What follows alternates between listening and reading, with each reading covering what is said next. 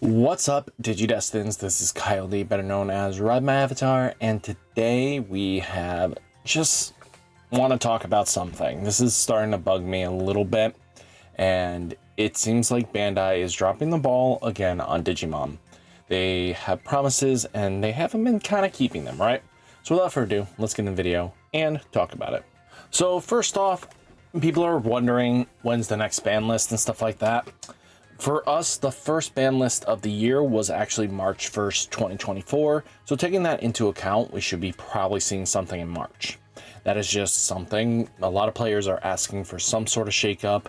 Just a lot of the top decks are still been the top decks for a little bit. Yes, there is some sort of change up in diversity, but is it actually healthy when it's majority purple decks with different, and purple and blue decks are kind of the more dominant forces. You have a little bit of red, but,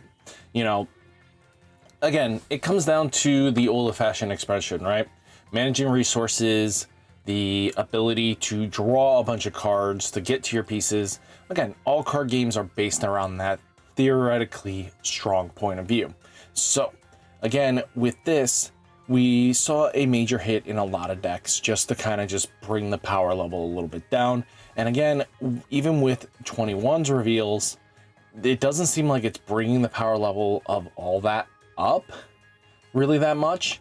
I mean, yeah, the adventure stuff looks like it's going to be starter deck, main set, side set, main set kind of gets a good amount of support at the end of the day, and that might make the adventure deck kind of go crazy.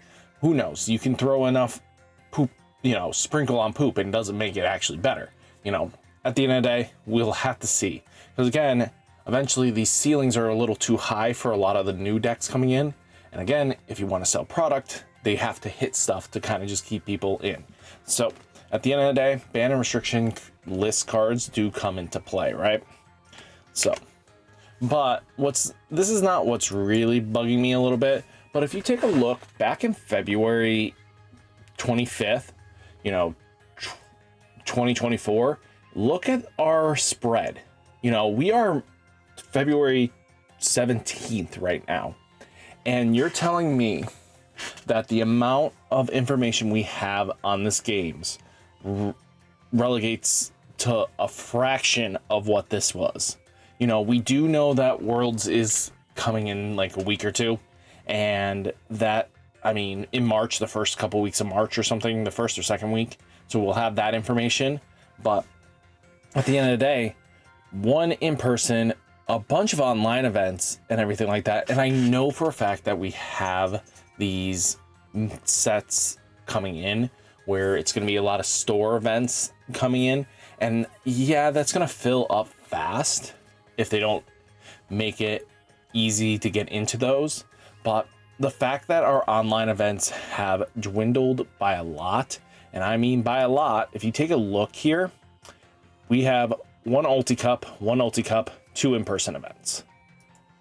We have two in-person events, and a slew of online events to compensate. This is like a puddle. This was at least a stream, or closer to a lake, or a pond at least, something worthwhile. Why are we still struggling to get these events to go fill up? I know that a lot of players want in-person events. Don't get me wrong, it's a lot of fun, but the fact of the matter is New England doesn't get jack diddly squat. The closest event is at least in Canada for New England right now, and that requires tolls, going over the border for 7 hours. That's just a lot to ask, especially in May. I think at the end of the day, it's great that we have these events, but we should be seeing this information by now, this filled up. Fact or not is pretty sad. It looks like they've taken the perspective of more in-person events, and they have literally filled with so many in-person events which is good, but I really don't like the relegation that Ultimate is online, and then we're going to have a slew of in-person store level events, which means it fills up pretty quickly, right? I think we need to see some more online events. I have always advocated for online and in-person be even, not this dwindled, you know. And I get it. There's two sides to every argument, and a lot of players are for or against this ideology, right? Now, another big topic of discussion, and this one's, I forget what that one is, but latest update on Digimon Story Time Stranded, and a new project announcement for the card game, anime, toys, and maybe many other contents to enjoy with Digimon fans. This will be March 19th at 7 p.m., 10 p.m. Eastern Standard Time, official YouTube. So at least we know March 19th we should see some crazy stuff, right? First off, we are going to get, you know, an anime commemorative Adventure Beyond release, so we should probably be seeing something for the anime, which is kind of cool. We've been overdue. Digimon Story Time Strangers releasing 2025. I know a lot of players are like, where's the TCG stuff before this one? Well, this was in development way before the TCG stuff was probably being pushed more heavily. I mean, yes, it's been requested for so long, but at the end of the day, Time Stranger has been what players have been wanting for, and I'm going to live stream this when it releases, because again, it'll be a blast, and I really want to actually enjoy Time Strange. I loved the Digimon Story aspects. They're really fun to play, and it'll be a lot of fun to play with you guys.